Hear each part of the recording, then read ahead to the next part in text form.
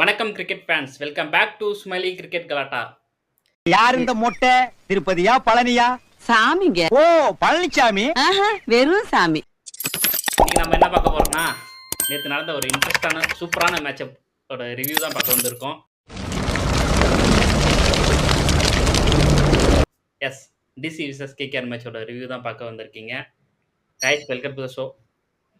Welcome. வணக்கம். நேத்து வேற லெவல் மேட்ச். நேத்து கேகேஆர் அடிச்சு டிசி துவம்சம் பண்ணதால அவங்க பிளே ஆஃப்குள்ள இன்னும் இருக்காங்க. Play off hopes alive for KKR. நிறைய சான்ஸ் இருக்கு. ஓகே, டீடைலா போவோம். டெல்லி வந்து டாஸ் வின் பண்ணானுங்க ஃபர்ஸ்ட். அக்செப்டட்ல டாஸ் வின் பண்ணி நாங்க ஃபர்ஸ்ட் பவுலிங் எடுக்கிறோம் எடுத்தோம்.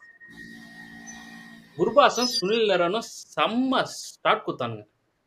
போட்டு டெல்லி பவுலர்ஸை கழட்டிட்டானுங்க. பவர் பிளேல 79 ரன் அடிச்சாங்க. பவர் பிளேல 79 ரன் அடிச்சு வச்சிருந்தாங்க. ஆமாண்ணா, செம்ம ஸ்டார்ட் அது. குர்பாஸ் அதான் இது கொல்கத்தாவை பொறுத்த வரைக்கும் இதுக்கு முன்னாடி ரகானை தவிர வேற எவனும் பெருசா பேட்டிங் ஆனதில்லை. ரகானை மட்டும் தான் 200+ அடிச்சிருக்குது இந்த சீசன்ல. ஆடல.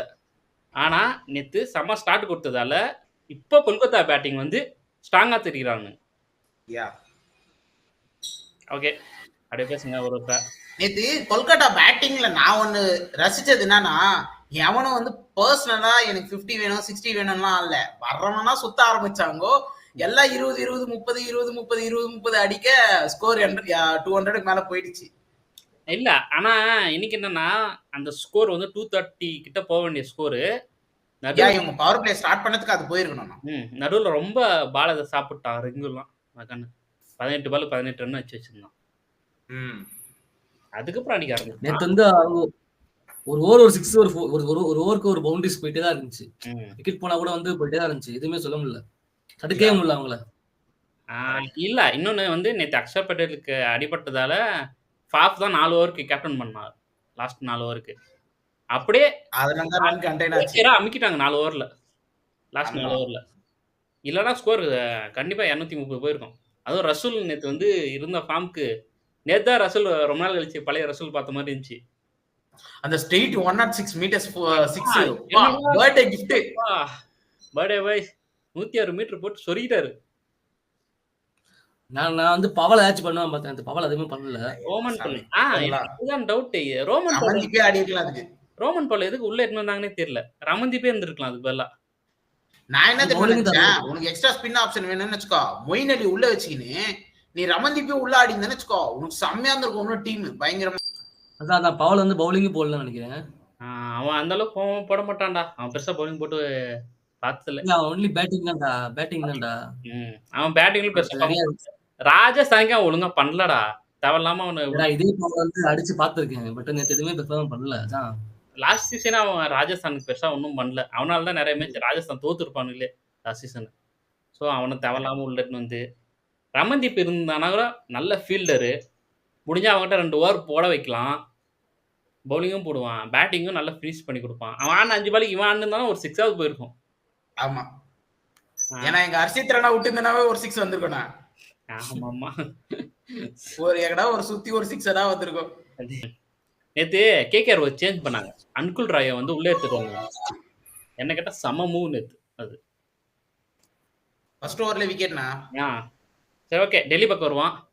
204 ரன் அடிச்சு வச்சிருந்தாங்களா இவங்க கேகேஆர். 205 அடிச்சா வின்னு. எப்படி ஆட போறாங்க நினைச்சா அபிஷேக் பொருள் அன்குல் ராய் கிட்ட அவுட் ஆயிட்டு போயிட்டான். டெல்லிக்கு ஓப்பனர் யாருன்னு ஃபிக்ஸ் பண்ணிட்டீங்களா? 10 மேட்ச் ஆடியாச்சு. எத்தனை 5 காம்பினேஷன் சேஞ்ச் பண்ணிட்டாங்கண்ணா. லாஸ்ட் 4 மேட்ச் அதனால தோத்துட்டு வரானுங்க அவனுங்க. அவனுங்க ஓப்பனிங் செட் அவங்க தோக்க என்ன ஆகுதுன்னா மத்த டீமுக்கு நல்ல அட்வான்டேஜ் ஆகுது. 14 பாயிண்ட்ஸ் டு கெட் குவாலிஃபைட். இப்போ டெல்லி வந்து செம்மையா மாட்டிக்கினானுங்க. இப்போ அவங்க ஓப்பனிங் காம்பினேஷன் செட் ஆகாதல்ல. இப்போ தொடர்ந்து தோத்துனே வந்துன்னுக்குறானுங்க. இப்போ கீழே இருக்கிற டீமுக்குலாம் சான்ஸ் இருக்கு பிளே ஆஃப் போகிறதுக்கு. சரி, ஓகே, அதை பார்ப்போம். கருண் நாயர் ஒரு மேட்ச் தான் அடிச்சான், அதுக்கப்புறம் அடிக்கவே இல்லை அவன். நான் வந்து ரைட் ஆஃப் பண்ண மாட்டேனா. சான்ஸ் ஒவ்வொரு wicket- குடுக்குறாங்க அருண். 4, 5 நான் Fielding chance சரியா கொடுத்தா ஓகேண்ணா. பண்ணல. நீ ஒரு இடத்துல நீ அவர் வந்து அவர் பெர்ஸ்பெக்டிவ்ல இருந்து யோசிச்சு பாரு. ஓப்பனிங் அனுப்ப, மிடில் ஆர்டர் அனுப்ப, திருப்பி அவர் என்ன கேஎல் ராகுலா போய் எக்கடா நீ அனுப்பேடா, போடாடா போய் ஆடுவேடா. ஒரு ஸ்லாட்டை கொடுங்கண்ணா. Is a middle order batsman, is a spin hitter. இருந்தாலும் எனக்கு இருந்தாலும் இல்லண்ணா ஓரளவுக்குன்னா மரியாதை கொடுக்கணும்ண்ணா. ஒரு இல்லடா, பிளேயருக்கு ஒரு ஸ்பாட்னா கொடுக்கணும்ண்ணா. ஆகிற மாதிரி எனக்கு தோணல டெல்லிக்கு. ரன் அவுட்லாம் ஃபீல்டிங் நல்லா தான் பண்றான். ரன் அவுட் ஞாபகம் வச்சுக்கோ. அந்த டைரக்ட் ஹிட்ஸ் எல்லாம் மேட்ச் திருப்பி விட்டுருக்குது நிறைய. நல்லா ஃபீல்டிங்லாம் நல்லா தான் பண்றான். பட் ஃபீல்டிங் கோசரம் ஒருத்தனை வச்சுக்க முடியாதுல்ல. பேட்டிங்கும் ஆடணும்ல கொஞ்சம் மேட்ச். லாஸ்ட் 5 மேட்ச்ல ஒரு மேட்ச் தான் பெர்ஃபார்மன்ஸ் பண்ணியிருக்கான். ஸோ அதனால அதான் சீக்கிரம் விக்கெட் போறதால இப்ப டெல்லி மாட்டிக்கிறாங்க. ஆமா, தீபக் கூட ஃப்ரெண்டா இருப்பானோ. யாரு? தீபகோட ஃப்ரெண்டு. ஃபேஃப் டு பிளேஸ் நேத்து செம்ம நாக்னா. தீபக் கூட ஃப்ரெண்டா இருப்பான். இல்லடா, ஃபாஃப் வந்து ரொம்ப தடவ ஆரம்பிச்சிட்டார் ஸ்டார்டிங்ல. ஓகே தான். ஆனா ஃபாஃப் கிட்ட இருந்து ரொம்ப நாள் கழிச்சு ஒரு 50 வந்துச்சு. 137 ஸ்ட்ரைக் ரேட்ல ஆடினாரு. நல்ல கம்பேக் தான். அவங்க ஆட்டத்துக்கு அவர் ஆட்டத்துக்கு பெட்டர் எனக்கு தெரிஞ்சு. நேத்து வந்து அக்சர் பட்டேல் நல்லா கை வழியா இருந்தா நல்லா அடிச்சுட்டா இருந்தா. அவருக்கும் நல்லா ஸ்கோர் நல்லா போயிட்டு தான் இருந்துச்சு. ஆக்சுவலி நீ சொல்றது கரெக்ட். அக்ஷர் பட்டேல் இருக்கிற வரையும் மேட்ச் வந்து இருந்துச்சு. ஆன்லே இருந்துச்சு. டெல்லி கையில தான் இருந்துச்சு மேட்ச். ஏதாச்சும் ஷாட் வந்து அவனை சிக்கிருது. 4 6 ஏதாச்சும் அடிச்சுட்டே தான் இருக்கான். எப்போ அவன் போனா அப்ப இருந்து மேட்சை திருப்பி போட்டுருச்சு. ஆனா நீ அதை சொல்லுவேன். நான் எங்க தெரியுமா மேட்ச் மாறிச்சுன்னு சொல்லுவேன். கேஎல் ராகுலோட ரன் அவுட். ஆமா, அந்த மாதிரி ரன் அவுட் ஆனாவே கேம் மாறிட்டோம்னா. பெரிய பட் இருந்தாலும் வந்து 2 பேர் இருந்தா அடிச்சுக்கலாம்டா. டூப்ளசிஸ் அக்சர் பட்டேல் இருந்தா ஓரளவுக்கு விக்கெட் போனாலுமே இவங்க 2 பேரும் பார்ட்னர்ஷிப் சூப்பரா போச்சு. ஓவருக்கு ஒரு 4 அடிச்சுன்னு தான் இருந்தாங்க. நீ ரன் ரேட்டை மெயின்டைன் பண்ணாங்க. கரெக்டா அந்த ரன் ரேட் மெயின்டைன் பண்ணி ஓவருக்கு 10 ரன் அடிக்கிற மாதிரி தான் கொண்டு வந்திருந்தானுங்க. ஆனா தப்பு எங்க நடந்துச்சுன்னா, அக்ஷர் பட்டேல் அவுட் ஆயிட்டு பின்னாடி ஃபாஃப் அவசரப்பட்டு அடிச்சதுனால தான் மேட்சே மாறிச்சு. Faf would have stand to 20 overs. Faf நின்று இருக்கணும். அவரால் தான் match தோத்தானுங்களே.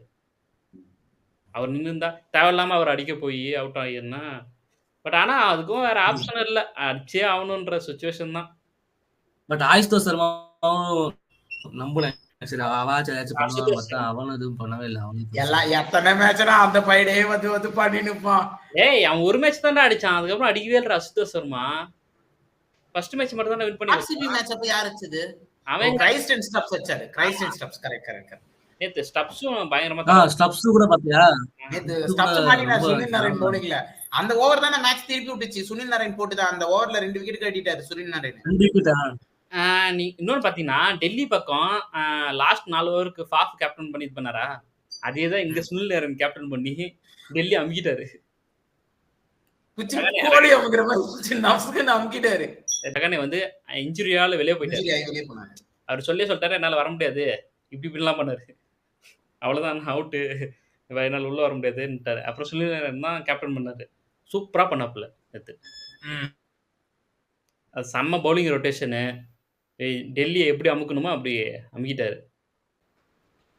Delhi bowling unit power பிளேல ஓட்டுவா மிச்சல் ஸ்டார்க்னா ஃபர்ஸ்ட் அந்த 3 மேட்ச் நல்ல விக்கெட் எடுத்தாருனா. அதுக்கப்புறம் நாட் டேக்கன் விக்கெட். நேத்து கூட நேத்து லாஸ்ட் ஓவர்ல 2 விக்கெட் எடுத்தாருடா. பரடா நேத்து சூப்பரா போட்டான்டா மிச்சல் ஸ்டார்க். லாஸ்ட் ஓவர்ல 2 விக்கெட் எடுத்தாருடா. யாரு? இது லாஸ்ட் ஓவர்ல ஹாட்ரிக் நினைக்கிறேன். ஹாட்ரிக் கிடையாது, 2 விக்கெட் அவுட். யாரு? மிச்சல் ஸ்டார்க்கா? நேத்து சூப்பரா நேத்து லாஸ்ட் ஓவர்ல மிச்சல் ஸ்டார்க் நேத்து லாஸ்ட் ஓவர் வந்தப்போ யார் இருந்தாங்கன்னு பாக்கணும். ரசல், பவுல் மட்டும் தான் இருந்தாங்க. 2 விக்கெட் ரன் அவுட் ஆச்சுல. அது ஓகேனா, நான் இல்லன்னு சொல்லல. பட் நீ இன்னொரு பக்கம் யோசிச்சு பாரு. ஃபர்ஸ்ட் ஆஃப் தி டோர்னமெண்ட்ல Mitchell Starc leading from the purple cap. Correct தான். இப்போ அவரால முடியல. எப்பவுமே மிச்சல் ஸ்டார்க்கு பிளே ஆஃப் ஃபுல்லா வந்துட்டு பின்னாடி தான் பெர்ஃபார்மன்ஸ் பண்ணுவான். பியாச் கொஞ்சம் பண்றான், ஓகேவா? பிளே ஆஃப் எல்லாம் வந்துட்டு அவன் பெர்ஃபார்மன்ஸ் நல்லா பண்ணுவான். ஏன்னா அவன் ஸ்டார் பவுலர்ரா டேய். நேத்து குல்தீப் யாதவ்க்கு ஏன் ஓவர் முடிக்கல? அதெல்லாம் நானும் பார்த்தேன். ஆமா, அதெல்லாம் கொஞ்சம் அதெல்லாம் ரொம்ப ரசலுக்கு ஒரு ஓவர் ட்ரை பண்ணிருக்கணும் நான். குல்தீப் யாதவ் அவங்க எல்லாம் லெக் ஸ்பின்னர் கேஸ்ன்னு தெரியும். ரசல், பவல்லாம், ரோமன் பவல்ஸ் கூட அவனை பத்தி பேசுறதே வேஸ்ட். அக்ஷர் பட்டேல் நேத்து சூப்பரா போட்டான்டா. அக்ஷர் பட்டேல் நல்லா போச்சான். விப்ராஜும் சூப்பரா போட்டான் நேத்து. பட்டேல் பேட்டிங் வந்து ரொம்ப ரொம்ப இம்ப்ரூவா தெரியுது. ஆமா. அவன் வந்து கேப்டன் ஆயிட்ட பிறகு பாத்தியா, இன்னும் சூப்பரா ஆடுறான். வந்தா ஃபர்ஸ்ட் பாலே மிடில்ல தான் வாங்குறான். சூப்பரா ஆடுறான். இவன் தானே தேவை கேப்டன் ஆனா. இன்னொன்னு விப்ராஜ் சூப்பரா போட்டாப்ல நேத்து. ம். ஆனா விப்ராஜ் இருக்கிற வரையும் லாஸ்ட்ல ஒரு ஹோப் இருந்துச்சுடா. இவனுங்கலாம் அவுட் ஆயிட்டு போயினா கூட விப்ராஜ் வந்து பேட்டிங்ல வந்து கடைசி வரையும் நின்னாப்ல. சரி ஓகே. அந்த அசுதோஷ் சர்மா ஃபினிஷ் பண்ண மாரி விப்ராஜ் ஃபினிஷ் பண்ணி குடுப்பாங்கன்னு ஒரு ஹோப் இருந்துச்சு. நல்லா சூப்பரா ஆடுனான். கடைசி வரையும் மேட்ச கொண்டு போனான். ஆனா அவன் பண்ண தப்பு அந்த 19th ஓவர்ல லாஸ்ட் பால் சிங்கிள் எடுக்காம நின்னது தான். நின்னு இருந்தானா லாஸ்ட் ஓவர்ல ட்ரை பண்ணியிருக்கலாம். அங்க ஒரு Correct. தப்பு பண்ணிட்டாப்ல.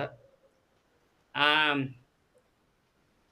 மத்தபடி கேகேஆர் வந்து செக்யூர் பண்ணிட்டாங்க. நாங்களும் பிளே ஆஃப் வருவோம்டா. பிளே ஆஃப் இன்னும் எங்களுக்கு அலைவா இருக்கு தம்பி. நாங்க இன்னும் இருக்கோம். ன்ட்டு காட்டிட்டாங்க நேத்து. அவங்களுக்கு அடுத்த 4 மேட்ச்ல 3 ஜெயிச்சாவே got a டெஃபினட்டா 15 பாயிண்ட்ஸ் வரணும்.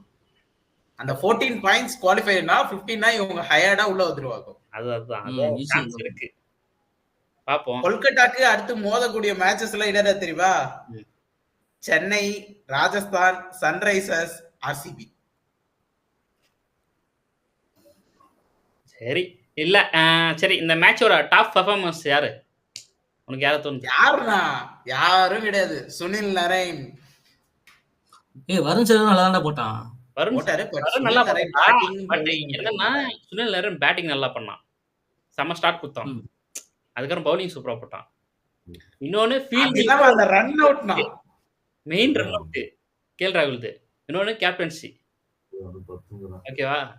சூப்பரா நான் அந்த ரன் அவுட்காகவே கொடுப்பேன். ஏன்னா அந்த ரன் அவுட் தான் மேட்ச் திருப்பி விட்டுருமே ஒரு சில நேரத்துல எல்லா டீமுக்கும். ஆனா கேஎல் ராகுல் பண்ணது சரியான பைத்தியக்கார வேலை. எதுக்குப்பா ரன் உனக்குதான் பால் இருக்கேப்பா இன்னும் ஏன்பா அவசரப்படுற? அந்த ரன் அவுட்டால தாண்டி போச்சு மேட்ச். அவனால தானே ஒருவேளை கேஎல் ராகுல் தான் மேட்ச் இருக்கும். என்னடா? ஆமாண்ணா ஒருவேளை கேஎல் ராகுல் தான் மேட்ச் இன்னும் மாறி இருக்குமோ ரொம்ப. கண்டிப்பாடா score வந்திருக்கும் மேட்ச் டெல்லி. கடைசி வரை எடுத்துட்டு போயிருப்பான். இன்னும் விக்கெட் இருந்திருக்கும். ஸ்டப்ஸ் கடைசியில வந்து அடிப்பான்.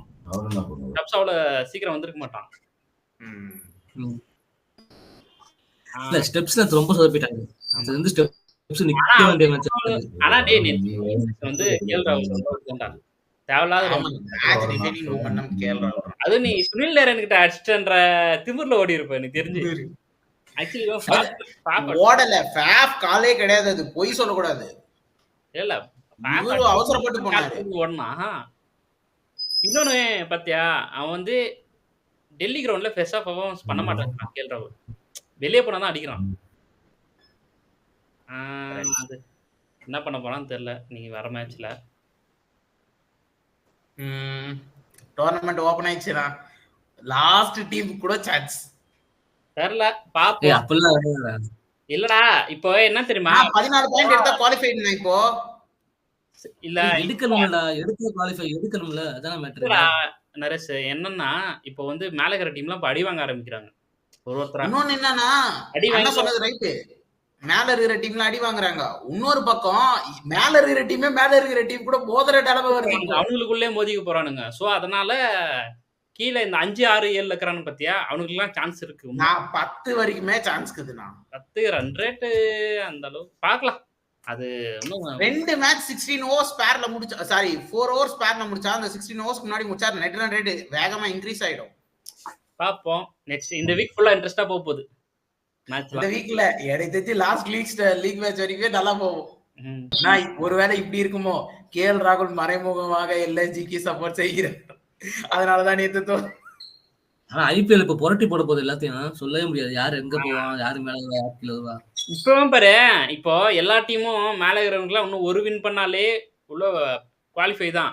ஆனா அதுவே இன்னும் கன்ஃபார்ம் இல்ல. ஏன்னா இப்ப போற போக்குல எந்த டீம் வேணாலும் அடி வாங்கலாம். அந்த மாதிரி போயிட்டு இருக்கு. இந்த நிலைமையில இருக்கிறாங்க.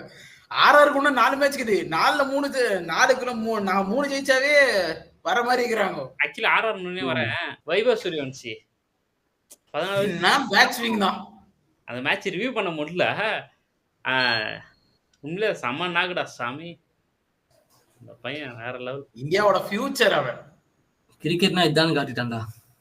பையமே யாருன்னா அடிச்சது நீங்க யோசிச்சு பாருண்ணா. Ishant Sharma one of the best experience bowler in Indian cricket. Mohammed Siraj current Indian bowler. Prasidh Krishna hard lengths use பண்ணுவாரு. அவரு போட்டு எல்லாரும் வேர்ல்ட் கிளாஸ் ரஷீத் கான்னா. நேத்து என்னமோ வந்து அந்த பையனுக்கு மட்டும் நல்லா தூக்கம் வந்திருக்குன்னு நினைக்கிறேன். மத்த யாருக்கும் தூக்கம் வந்திருக்காது. இஷாந்த் சர்மால தூங்கி நைட்டு சிராஜ் தூங்கி இருக்கவே மாட்டான் எனக்கு தெரிஞ்சு. நான் ஒன்னொன்னு சொல்றேன்னா, சுப்மன் கில்க்கு இவ்வளவு ஆட்டிடியூட்லாம் ஆகாதுண்ணா. அந்த பையன் அடிச்சதை பத்தி பேசுறானா, பேசாம போயிட்டானா. இல்ல என்ன சொன்னா அது அவனோட டேன்ட்டு போயிட்டான். மத்தபடி வேற எதுவும் நீ அப்ரிஷியேட் பண்ணும்பா. ஒரு சின்ன பையன் அடிச்சிருக்கான். அதுவும் அதெல்லாம் பிறவிலே வரணும்டா. அதெல்லாம் ஒண்ணும் சொல்ல முடியாது. இல்லண்ணா நீயே சொன்னா சச்சின் டெண்டுல்கர் நேத்து ட்வீட் போட்டிருந்தாரு. விவேந்திர சேவாக்கு எல்லா இந்தியன் லெஜெண்ட்ஸும் போட்டிருந்தாங்க. நீ opposite captain there is a good knocks 14 years old boy நல்லா தான் பண்ணிருக்கான். அது சொல்லிட்டு போறதுக்கு உனக்கு என்ன கஷ்டம் இருக்க போகுது? காண்டுதான். சின்ன பையன் போச்சு. ஒரு காமெடியில வரல, அண்ணனை சின்ன பையன் மூக்கு மேல குத்துலாம் பாரு ஒரு குத்து இந்த மாதிரிதான் 14 வயசு பையன் சொல்லிட்டு போயிட்டான். நீ வந்து அப்ரிஷியேட் பண்றதை விட வந்து காண்டு உள்ள இருக்கும்டா, இருக்காம இருக்காது. இஷாந்த் சர்மா செம காண்டா இருப்பான் தெரியுமா? நைட்ல தூக்கமா இருந்திருக்காது அவனுக்குலாம். ஜிடி பவுலர்ஸ் யாருக்குமே தூக்கம் இருக்காது சொல்ல போனா. டிராவிட் நல்லா தூங்கி இருப்பாரு. டிராவிட் அந்த பையன் நல்லா தூங்கி இருப்பாங்க. அவ்வளவுதான். மத்த யாருமே ஆப்போசிட்ல யாருமே தூங்கி இருக்கவே மாட்டாங்க. ஏன்னா தூங்கி இருப்பானுங்க அவ்வளவுதான். அதுக்கும் தைரியம் வேண்டாம் அடிக்கலாம். 14 வயசுல நம்மள என்ன பண்ணிருந்தோம்? சத்தியமா வந்து திரும்பி பார்த்தா நமக்கே சிரிப்பு வருது. 14 வயசுல ஸ்கூல் போயிருந்தேன். 8வது 9வது படிச்சிருந்தேன் நான். அடிச்சுட்டு தேனு ஈனு சாப்பிட்டு இருந்தோம். அவ்வளவுதான். பட்டாம்பூச்சி பிடிச்சிட்டு இருந்தோம். ஆனா பார்த்தாச்சுக்க பட்டாம்பூச்சிமே அடிச்சு பறக்க பட்டைய கலப்புறான் வந்து ஐபிஎல் வெடிக்கிறான்டா. பார்த்தாச்சு ஐபிஎல் பத்தி மொத்தமா ஒரு பாட்டு பண்ணு வச்சுக்குவேன். இந்த சீரீஸ்ல வந்து யாரு மேல போவா யாரு கீழே வரா எதுவுமே தெரியல. ஏன்னா வந்து மேல இருக்கும் கீழே கூட வர வாய்ப்பு இருக்கு, கீழே இருக்க மேல கூட வாய்ப்பு இருக்குது. இதெல்லாம் பார்த்து ஒரு பாட்டு பண்ணலாம் வச்சுக்கோங்க. எவன்டா மேல எவன்டா கீழே எல்லா உயிரையும் ஒன்னா வைப்பாரு, முடிஞ்ச வரைக்கும் அன்ப சேரு, தலையில் ஏத்தி வச்சு கொண்டாடும் ஊரு, நியாயம் இருந்து எதிர்த்து வரியா ஒன்ன மதிப்பேன் அது ஏன் பழக்கம், காலை இழுத்து உயர நினைச்சா கெட்ட பயசார் இடியா இடிக்கும். அந்த கெட்ட பையன் தான் சுனில் நரேன். நேற்று மாச காட்டிட்டு செஞ்சு விட்டு போனான். ஓகே, நாங்க இதோட விடைபெறுகிறோம்.